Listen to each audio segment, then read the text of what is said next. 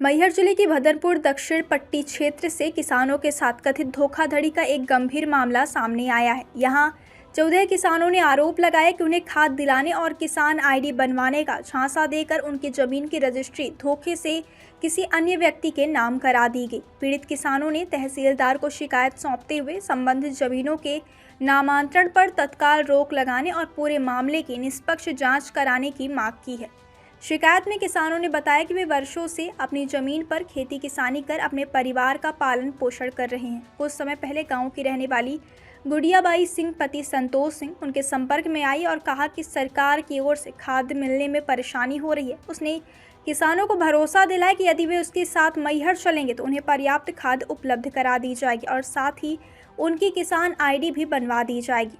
सरकारी योजना का लाभ मिलने की उम्मीद में सभी किसान उसके साथ मैहर चले गए। किसानों के मुताबिक गुड़ियाबाई और उन्हें मैहर कचहरी के सामने स्थित SBI बैंक के पास लेकर गई। वहां कुछ घंटे इंतजार कराने के बाद उसने कहा कि उनका काम पूरा हो गया और अब केवल दस्तखत करने हैं क्योंकि किसान आईडी बन चुकी है।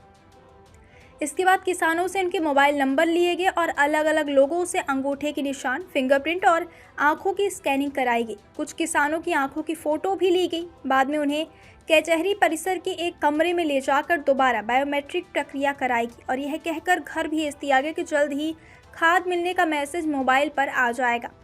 कुछ दिनों बाद किसानों को जानकारी मिली कि उनकी ज़मीन का विक्रय पत्र पहले ही तैयार कर उसका पंजीयन ग्राम बसाड़ी निवासी शोभनाथ पिता भैयालाल कोल के नाम पर कर दिया गया। यह जानकारी मिलते ही किसानों के होश उड़ गए।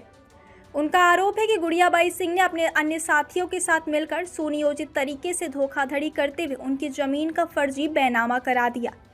पीड़ित किसानों ने प्रशासन से पूरे मामले की उच्च स्तरीय जांच कराने, गुड़ियाबाई सिंह एवं उसके सहयोगियों के खिलाफ धोखाधड़ी, जालसाजी और फर्जी दस्तावेज तैयार करने जैसी धाराओं में सख्त कार्यवाही करने की मांग की है।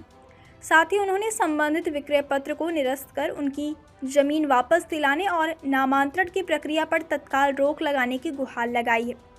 किसानों का कहना है कि यदि समय रहते न्याय नहीं मिला तो उनकी वर्षों की मेहनत और आजीविका का एकमात्र सहारा उनसे छिन जाएगा।